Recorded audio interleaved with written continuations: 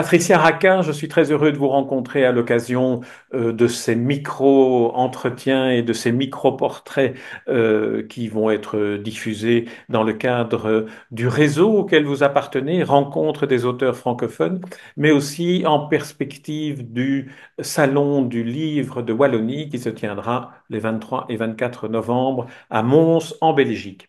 Alors, première question pour essayer de vous situer. Je vais démarrer par l'enfance, si vous voulez bien, mais avec une interrogation spécifique. Quelle était la place du livre dans votre enfance? Comment est-ce que l'enfant que vous étiez a eu ses premiers contacts avec ce qui va devenir une vocation aussi?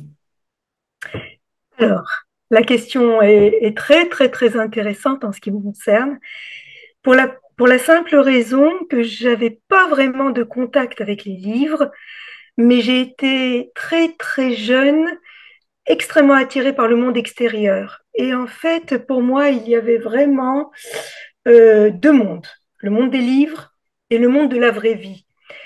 Et j'avais fait mon choix. J'avais fait le choix d'adhérer pleinement au monde de la vraie vie. Et le monde de la vraie vie m'a conduite un jour devant une librairie. J'étais toute petite, je devais avoir 8 ans. Et je me suis postée devant la devanture de cette librairie. Et la libraire m'a demandé si j'étais intéressée. Je lui ai demandé, j'avais envie de rentrer. Je m'intéressais au travail des gens, moi, en fait, à tout, au travail de tous les gens, pas spécialement les libraires. Et je suis rentrée dans cette librairie, j'ai commencé à fréquenter cette personne. Il faisait aussi papeterie, donc je vendais pendant les périodes scolaires. Enfin, je suis rentrée un petit peu dans cet univers. Après, ma relation avec les livres, elle était très conflictuelle parce que, comme je vous ai dit, il y avait deux univers différents pour moi. Et comme vous avez pu peut-être un petit peu effleurer dans la correspondance que j'ai eue avec ma sœur, j'ai beaucoup associé l'écriture à de la douleur, à de la maladie, à quelque chose dont il fallait vraiment se méfier. Pour moi, en tout cas, écrire, c'était rentrer dans quelque chose d'un petit peu dangereux. Voilà pour ma réponse. Mais voilà, après, petit à petit, c'est très ambivalent parce qu'à la fois, j'étais très réservée par rapport à tout ça et en même temps, j'ai toute ma vie été extrêmement attirée par les gens de lettres et par les écrivains et toutes mes rencontres déterminantes, elles ont été faites autour de personnes, de gens de l'écriture, je vais dire. Voilà. Alors, on lit lorsqu'on va sur Internet et qu'on écrit votre nom, on voit que vous êtes thérapeute ou bien vous avez été thérapeute auprès de la petite enfance déficiente. Alors, est-ce que le rapport à l'écriture et le rapport à l'enfant dans un traitement, dans une thérapie, est-ce qu'il y a des points communs ou est-ce qu'il y a quelque chose qui vous nourrit dans la littérature, qui vous permet de nourrir votre travail de thérapeute ou l'inverse? Oui, c'est plutôt l'inverse. C'est-à-dire que mon travail de thérapeute, elle provoque. Bon, j'ai exercé pendant. Je suis à la retraite là, actuellement. J'ai exercé pendant 32 ans. J'ai été à la fois enseignante spécialisée auprès d'enfants déficients intellectuels et art thérapeute. Art thérapeute, ça veut dire que c'était pas spécialement lié à l'écriture, mais j'ai beaucoup travaillé avec ces enfants autour de la relation, c'est-à-dire les arts de la scène et la danse en particulier, et la peinture aussi. Pour l'écriture, c'est l'inverse, c'est-à-dire que c'est ce que je vivais qui a nourri mon écriture. Pas dans le sens où je racontais effectivement ce que je vivais, mais dans le sens où il y avait tous ces débordements comment dire, des trop-pleins affectifs, des trop-pleins de douleurs, de souffrances qu'il fallait loger quelque part. Et l'écriture m'a permis, surtout la poésie, m'a permis ça. C'est-à-dire quand ça débordait, j'avais recours au poème ou à la peinture d'ailleurs, beaucoup à Hmm. la peinture, qui étaient vraiment des façons effectivement de, de, de, de placer ces débordements, toutes ces choses-là que je ne pouvais pas garder en fait. Je suis très, très intéressé par ce rapprochement que vous faites entre la démarche vers la poésie et la démarche vers la peinture. Est-ce qu'il y aurait là moyen de définir ce qu'est la poésie à travers la démarche du peintre? C'est très proche par rapport à l'écriture, enfin par rapport au roman, à l'analogie entre roman et peinture. Il y a vraiment une vraie. Il y a beaucoup de points communs entre la peinture. La peinture et la poésie, elles relèvent toutes les deux euh, de, comment dire, de pulsionnel en fait. Ça jaillit, ça jaillit. Et c'est pour cette raison que je disais tout à l'heure que ce travail avec les enfants a provoqué ça. Ce sont des jaillissements. Et la peinture, vraiment, pour moi, est très, très intéressante pour ça d'ailleurs, parce qu'elle permet effectivement de vider presque l'esprit de tout ça.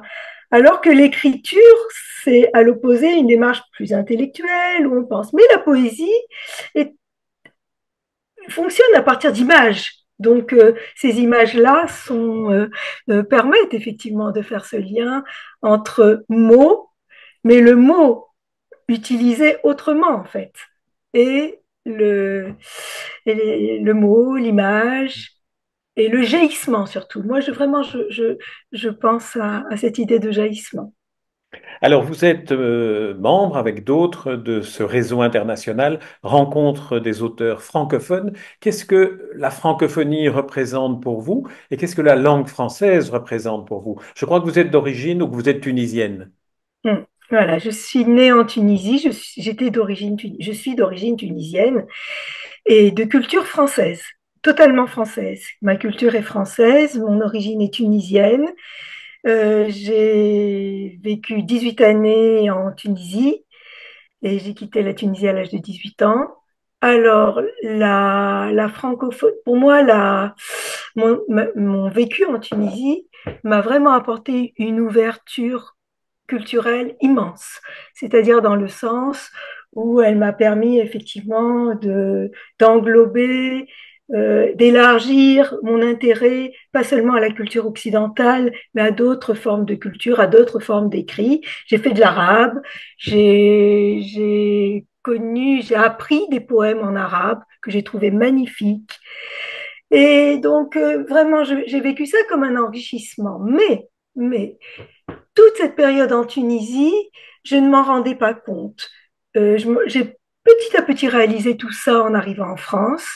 Et l'apothéose, je vais dire, ce sont vraiment ces rencontres des auteurs francophones, où là, d'un seul coup, j'ai fait vraiment une sorte de retour sur mes origines grâce aux textes qu'on me demandait dans les ouvrages collaboratifs. Et là, d'un seul coup, je me suis rendu compte à quel point tout cela était important pour moi et à quel point j'avais envie, effectivement, de fouiller là-dedans.